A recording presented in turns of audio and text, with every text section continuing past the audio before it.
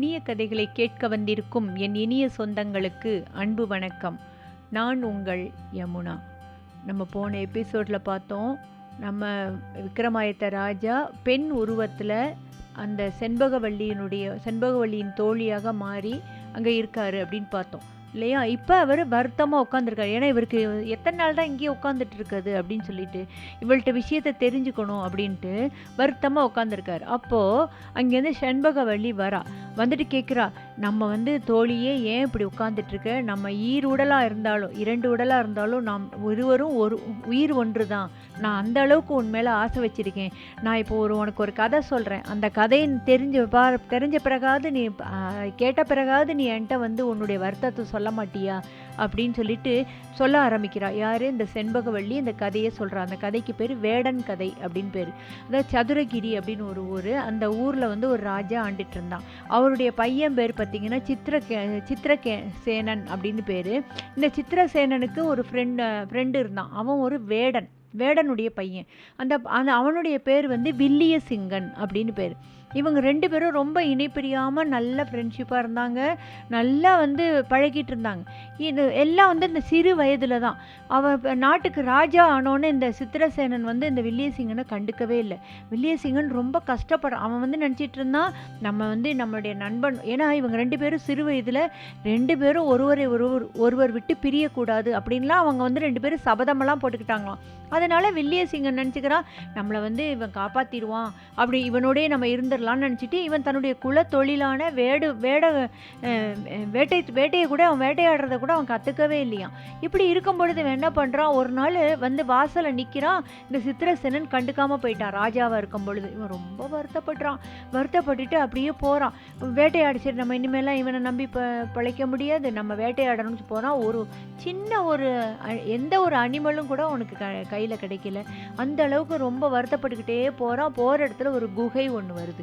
இந்த குகைக்குள்ளே போய் பார்க்குறான். அங்கே ஒரு அழகான ஒரு இளம்பெண், அவளுடைய மடியில் ஒரு முனிவன் மாதிரி ஒருத்தன் படுத்துருந்தான். அந்த இளம்பெண் சொல்கிறா, முட்டாளே இங்கே வராத, உன்னையே சேர்த்து கொண்டுடுவான், போ அப்படின்னு சொல்லிடுறான். இவன் ஏற்கனவே பயந்தாங்குள் இல்லையா, அதனால் ஓடி வந்துடுறான். வந்தவன் என்ன சொல்கிறான், வெளியில் அப்பையும் கூட அவன் தன் நண்பன் மேலே ஒரு ஆசை.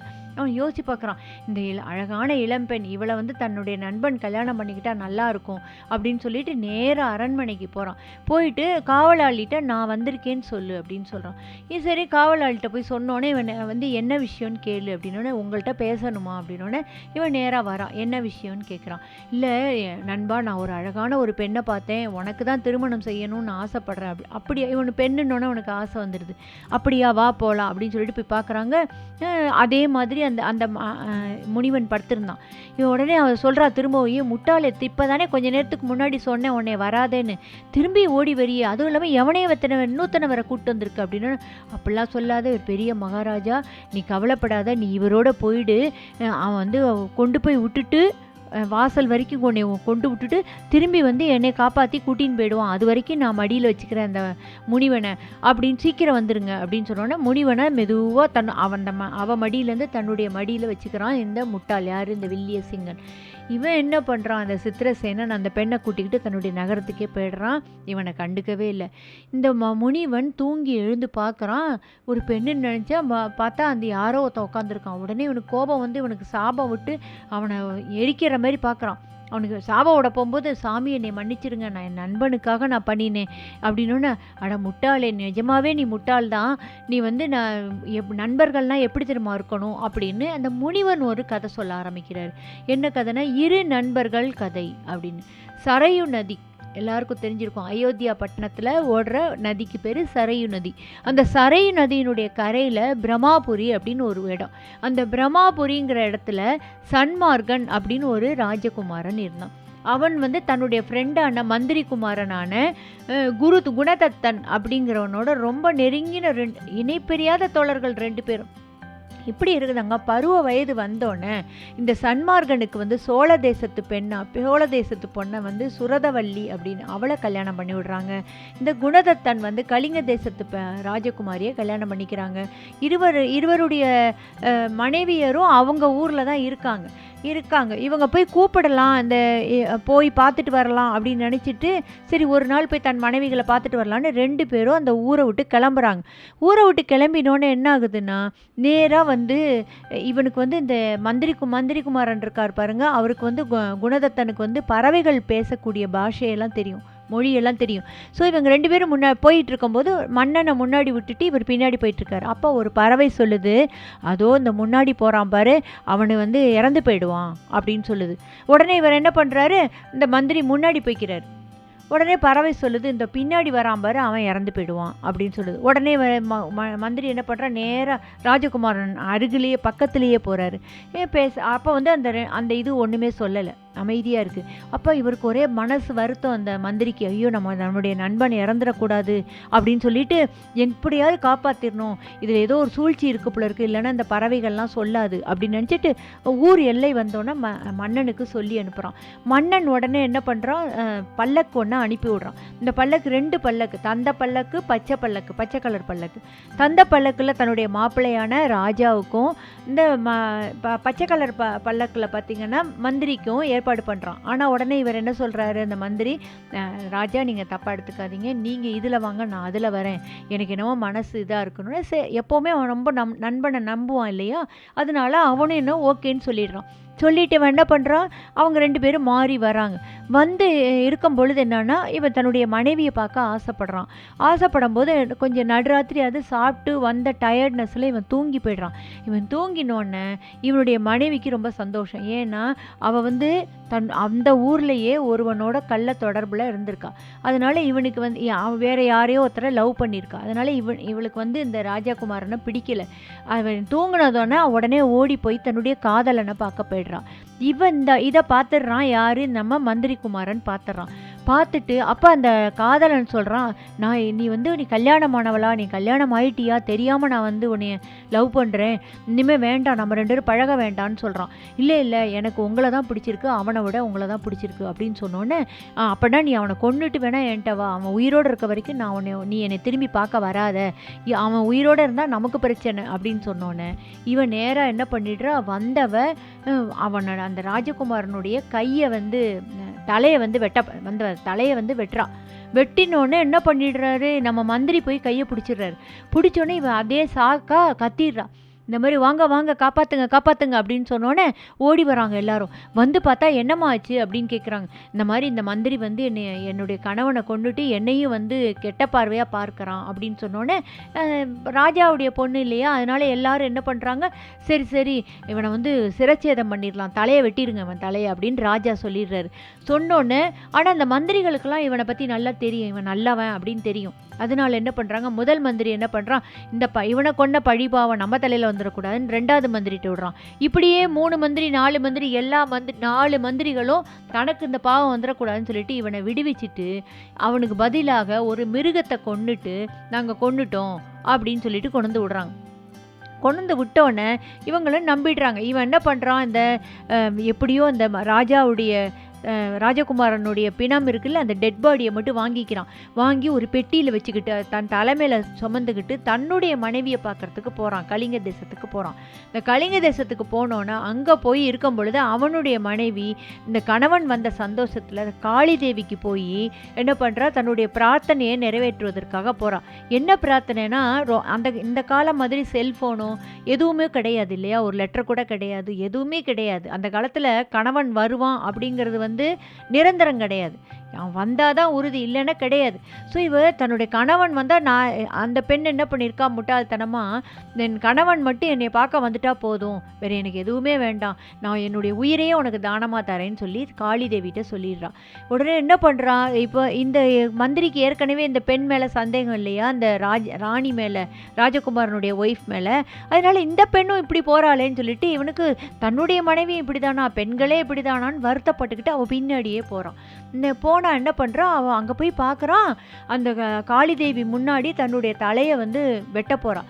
காளி தேவி உடனே இவன் பயந்து போய் ஓட போகிறான். அதுக்குள்ளே காளி தேவி என்ன பண்ணுறாங்க, அவளுக்கு அருள் புரிகிறாங்க. அம்மா, நீ உன்ன மாதிரி ஒரு நல்ல பெண் உலகத்திலே கிடையாது, நீ கவலைப்படாத, உன் கணவனோட நீடூழி வாழ்வ அப்படின்னு சொல்லி சொன்னோன்னே, அது மட்டும் இல்லாமல் உன் கணவன் வந்து ஒரு நண்பனையும் கூட்டிகிட்டு வந்திருக்கான். அவன் வந்து அந்த இறந்து போன நண்பனையும் தன்னுடைய வந்து தலைமையில் சுமந்துக்கிட்டு இவ்வளோ தூரம் வந்திருக்கான். நீ என்ன பண்ணு, நான் வந்து திருநீர் எலுமிச்சம்பழமும் தரேன். அந்த எலுமிச்சம்பழத்தை அவன் வெட்டுப்பட்ட இடத்துல வந்து இது புழிஞ்சு விட்டுட்டு இந்த விபூதியை அந்த இடத்துல பூசிட்டு அவன் நல்லா உயிரோடு வந்துடுவான் அப்படின்னு சொன்னோன்னே 2 பேரும் மந்திரி ஓடி வந்து தன்னுடைய மனைவியிட்ட மன்னிப்பு கேட்டு அந்த காளி தேவிட்ட வந்து விழுந்து வணங்கி ஆசீர்வாதம் வாங்கிக்கிட்டு நேராக தன்னுடைய ராஜாவை பார்க்க வந்து அந்த பெட்டியை திறந்து அந்த உடம்புல வந்து இதை பூசி விடுறாங்க. ராஜாவும் பழையபடி எழுந்துக்கிறாரு. எல்லாரும் சந்தோஷமாக இருக்காங்க அப்படின்னு இந்த முனிவர் சொல்கிறாரு. நண்பர்களாக இருந்தால் இப்படிலாம் இருக்கணும், அதை விட்டுட்டு நண்பேண்டான்னு எவனையோ போய் நீ வந்து பிடிச்சி வச்சிட்ருக்கியே அப்படின்னு சொல்லிட்டு, இனிமேலாவது முட்டாளாக இருக்காத, உனக்கு நல்ல அறிவுலாம் உனக்கு நான் வந்து ஒரு மந்திரம் சொல்லித்தரேன், நீ அதெல்லாம் கைப்பற்றிக்கோ, நீ நல்லா இருப்ப அப்படின்னு சொல்லி அவனுக்கு வேண்டிய பொருள் பொண்ணு இதெல்லாம் கொடுத்து அவனை நல்லா போயிட்டு வான்னு சொல்லி அனுப்பிடுறாரு. அப்படின்னு சொல்லி இந்த கதையை யார் சொல்கிறா? முனிவர் சொன்ன கதையை நம்ம செண்பகவல்லி விக்ரமாதித்தன்ட்ட சொல்கிறா. பெண் உருவில் இருந்த விக்ரமாதித்தன்ட்ட சொல்லி அப்படிலாம் இருந்திருக்காங்க. அப்படிலாம் அதே மாதிரி தான் நான் உங்ககிட்ட நான் வந்து ஃப்ரெண்டாக இருக்கணும்னு ஆசைப்பட்றேன். ஏன் நீ வந்து என்கிட்ட ஒன்றுமே சொல்ல மாட்டேங்கிற, இவ்வளோ வருத்தமாக உட்காந்துருக்கியே அப்படின்னு சொன்னோன்னே அவ சொல்கிறா, அந்த விக்ரமாதித்தன் சொல்கிறாரு, எனக்கு வேறு ஒரு வருத்தமுமே இல்லை, நான் உன்னை நினச்சி தான் வருத்தம். ஏன்னா ஆண்களுடைய வாடையே பிடிக்காதுன்னு இப்படி இருக்கியே, நீ என்னைக்கு திருமணம் செய்து கொள்ள போகிறேன்னு தெரியல, நீ ஏன் என்ன காரணம்னு தெரில, இவ்வளோ நான் நெருங்கி பழகி என்கிட்ட கூட நீ சொல்ல மாட்டேங்கிறியேன்னு தான் எனக்கு வருத்தம் அப்படின்னு சொன்னோன்னே, இவ்வளவுதானா, இதுக்கு தான் நீ வருத்தப்படுறியா? வேற ஒன்றும் இல்லை, நான் வந்து போன ஜென்மத்தில் நான் வந்து ஒரு புறாவாக பிறந்தேன். அந்த புறாவாக இருந்தபோது என்ன ஆகுதுன்னா, எனக்கு கொஞ்ச நாளைக்கு நான் எனக்கும் எங்களுக்கு வந்து ஒரு குழந்தை எதுவும் பிறக்கலை. அதாவது புறா வந்து குஞ்சு பொரிக்கும் இல்லையா, அது எதுவுமே இல்லை. அப்போ எனக்கு ஒரு கொஞ்ச நாள் கழித்து எனக்கு 2 குட்டி வந்து முட்டைகள் இட்டேன். அந்த 2 முட்டைகளும் வந்து காற்றுல அடிச்சிட்டு போயிடுச்சு. ஒரு நாள் வந்து பயங்கர காற்றடிக்கவும் அந்த மூங்கில் மரத்துலேருந்து கீழே விழுந்து என்னுடைய 2 முட்டைகளும் அழிஞ்சு போயிடுச்சு. அப்போ நான் ரொம்ப வருத்தத்தில் இருந்தோடனே என்ன பண்ணேன், என்னுடைய கணவன் வந்து என்னை விட்டு பிரிந்து, கணவனாகிய அந்த ஆண் புறா வந்து என்னை விட்டு பிரிஞ்சு ஓடிடுச்சு. நான் வந்து காளி தேவிட்ட போய் நான் வருத்தப்பட்டு அழுது, வாங்க நம்ம 2 பேருமா போய் நெருப்பில் விழுந்து, நம்ம குழந்தைங்க எல்லா இடத்துல நமக்கு வேலை கிடையாது, வாங்க போகலான்னு சொல்லி நான் இறக்க போனேன். ஆனால் அந்த ஆண் புறா பறந்து போயிடுச்சு. ஆனால் நான் வந்து தவறுதலாக நான் நெருப்பில் விழுந்து நான் இறந்து போயிட்டேன். அப்போ நான் வந்து காளி தேவிட்ட சபதம் வச்சேன், நான் வந்து இனிமேல் உயிர் வாழ, எனக்கு வந்து இந்த இது வேண்டாம், அடுத்த ஜென்மம்னு ஒன்று பிறந்தேன்னா நான் கட்டாயம் ஆண்வாடையே இல்லாமல் தான் இருக்கணும்னு நான் விரும்பினேன், அதுக்காக தான் நான் இப்பயும் இருக்கேன் அப்படின்னு சொன்னோன்னே, அப்படியான்னு சொல்லி அந்த பட்டி மேலே அணிலாக இருந்துச்சு இல்லையா, அது ஓஹோ இன்னைக்கு தான் ரீசன் தெரிஞ்சிச்சு அப்படின்னு சொல்லிட்டு அது உடனே துள்ளி குதிச்சு ஓடி போய் தன்னுடைய உரு மாறிடுறாரு. பட்டி வந்து அங்கே போய் தன்னுடைய உடம்புல போய் உயிரை வாங்கி ஆண் வேடத்தில் வந்துடுறாரு. வந்தவர் என்ன பண்ணுறாரு, நேராக இந்த ராஜா கிட்ட, விஜயரங்க ராஜாட்ட வந்து என்னுடைய கணவனை கொடுங்க, இந்தாங்க பணம் அப்படின்னு சொல்லி, அவன் கொடுத்தான் இல்லையா, அந்த பணம் கொடுத்தாலாம், அதே பணத்தையே திரும்ப கொண்டு வந்து கொடுத்து, தன்னுடைய பெண்ணை கொடுங்க, மனைவியை வந்து நான் திரும்பி மீட்டின்னு போகிறேன் கொடுங்க அப்படின்னு சொன்னோன்னே, கணவன் இல்லை சாரி மனைவியை வந்து தன்னுடைய கூட்டின்னு போகிறேன் அப்படின்னு சொன்னோன்னே, சரி கூட்டிகிட்டு போ அப்படின்னு சொன்னோன்னே, இவளுக்கு ரொம்ப வருத்தம். யாருக்கு? நம்ம இந்த சண்பகவல்லிக்கு ரொம்ப வருத்தம். ரொம்ப நாளாக பழகிட்டாலாம், நான் எப்படி இருப்பேன் உன்னை விட்டுன்ட்டு ரொம்ப அழுகிறா. நீ கவலைப்படாத, நான் கொஞ்ச நாளில் நம்ம எல்லாம் சேர்ந்துடலாம் அப்படின்னு சொல்லிட்டு இவன் கூட்டிகிட்டு போயிடுறான். போய் இவனை வந்து இந்த நம்ம விக்ரமாதித்தரையும் ஆணாக மாற்றிடுறாங்க. வேறு ஒன்று வச்சுருந்தாங்க இல்லையா, அதை வச்சு ஆணாக மாற்றிடுறாங்க. மாற்றினோடனே, ஐயோ இதெல்லாம் மாற்றினையா, அந்த பெண்ணோட எனக்கு எப்போ கல்யாணம், நம்மளுடைய காடாறு மாதம் முடிய போகுது, நம்ம நாட்டுக்கு போகணும் அப்படின்னோட, கவலையே படாதீங்க ராஜா, இன்னும் 1 வாரத்தில் உங்களுக்கு கல்யாணம் அப்படின்னு சொன்னோன்னே, எப்படிப்பா அப்படின்னு சொன்னோன்னே, நீங்கள் வந்து இப்போ ஒரு களக்கூத்த, நான் வந்து ஒரு அழகான இளம் பெண்ணாக மாறிக்கிறேன், பெண்ணாக மாறிக்கிறேன், நீங்கள் ஒரு கழக்கூத்தாடியாக மாறிக்கங்க. கழக்கூத்தாடினா அந்த கம்பியிலலாம் டான்ஸ் ஆடுவாங்க இல்லையா, அந்த ரோடோரத்தில் இதெல்லாம் பட்டி, அந்த மாதிரி வாங்க ஐயா அப்படின்னு சொன்னேன். இது மட்டும் பண்ணுங்கன்னு சொல்லிட்டு இவங்க கூட்டிகிட்டு போவார் அந்த நாட்டுக்கு. கூட்டிகிட்டு போய் இவ வந்து அழகாக வந்து கழக்கூத்தாடி என்னென்ன செய்வாங்களோ அந்த சாகசம்லாம் பண்ணோன்னே, உனக்கு இவ்வளோ அழகாக யாருப்பா சொல்லி கொடுத்தாங்க அப்படின்னு சொன்னோன்னே ராஜாவும் செண்பகவல்லியுமே வந்து பார்க்க வராங்க இந்த பெண்ணுடைய ஆட்டத்தை. பட்டி வந்து பெண் உருவத்தில் பண்ணுறாரு இல்லையா, அந்த ஆட்டத்தை பார்க்க வராங்க. இது யார் உனக்கு சொல்லி கொடுத்தாங்க அப்படின்னா, என்னுடைய குருநாதர் தான். நாங்கள் குருநாதரை பார்க்கணுமேனோ. ஐயோ, அவருக்கு பெண் வாடையே பிடிக்காதுங்க அப்படின்னு சொன்னது. பெண் வாடையே பிடிக்காதா, ஆச்சரியமாக இருக்கே அப்படின்னு சொல்லி அந்த ராஜா கேட்குறாரு. ஆமாங்க, எங்கள் ராஜாவுக்கு பெண் வாடையே பிடிக்காது. அப்படியா, நான் எனக்கு கொஞ்சம் நான் அவரை பார்க்கணுமே அப்படின்னோடனே போய் பார்க்குறாரு. ஏன் நீங்கள் பெண் வாடை, இங்கே யாரும் பெண்கள் இல்லைல்ல அப்படின்னோடனே, ஏன் என்ன விஷயம் சொல்லுங்கள், இங்கே யாரும் இல்லை அப்படி. இவ பல்லக்குள்ளே இருக்கா நம்ம செண்பகவல்லி.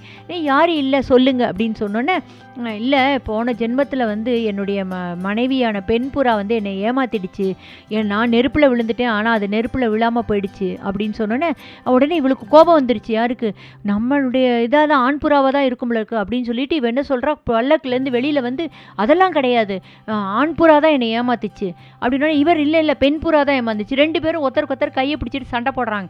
உடனே அப்போ விஜயரங்க ராஜா சொல்கிறாரு, போன ஜென்மத்தில் தான் அப்படி இருந்தீங்க, இப்பயுமா சண்டை போடணும்? இப்பயாவது ரெண்டு பேருமா, உனக்கு ஆண் வாடை பிடிக்காது, அவருக்கு பெண் வாடை பிடிக்காது, ரெண்டு பேரும் இந்த ஜென்மத்திலையாவது நல்லா கல்யாணம் பண்ணிக்கிட்டு நல்லா இருங்களேன் அப்படின்னு சொல்லிட்டு கல்யாணத்தை பண்ணி வைக்கிறாரு. பண்ணி வச்ச பிறகு தான் தெரிஞ்சது அவர் விக்ரமாதித்த ராஜா அப்படின்னு தெரிஞ்சோன்னே அவர் அடைந்த மகிழ்ச்சிக்கு எல்லையே இல்லை. ரொம்ப சந்தோஷமாக தன்னுடைய பெண்ணை வழி அனுப்புகிறாரு. அவரும் தன்னுடைய மனைவியான செண்பகவல்லியை கூட்டிகிட்டு சந்தோஷமாக தன்னுடைய நாட்டுக்கு வராரு அப்படின்னு சொல்லி நம்முடைய இந்த பதுமை இருக்கு இல்லையா, என்ன பேர், கல்யாணவல்லி பதுமை இருக்குல்ல, சொல்லி முடித்தோன்னே இப்போ கேட்குது, இந்த மாதிரி உனக்கு அறிவு கூர்மை புத்தி கூர்மையெல்லாம் இருக்கா, எந்தெந்த இடத்துல எப்படி நடந்துக்கணுன்ற அந்த திறமையெல்லாம் உனக்கு இருந்துச்சுன்னு நீ நினச்சின்னா என்னை கடந்து நீ மேலே போகலாம் அப்படின்னு சொல்ல. அப்போ இந்த கதை சொல்லி முடியும் பொழுது சாயங்கால பொழுது வந்ததுனால போஜராஜா நாளைக்கு பார்த்துக்கலாம் அப்படின்னு சொல்லிட்டு தன்னுடைய பரிவாரங்களோட அரண்மனைக்கு திரும்பி போயிடுறாரு. நாமளும் இந்த கதையை இந்த அளவில் முடிச்சுக்கலாம். இனிய கதைகளை படிப்போம், வாசிக்கும் திறனை வளர்ப்போம். என்றும் உங்களுடன் யமுனா.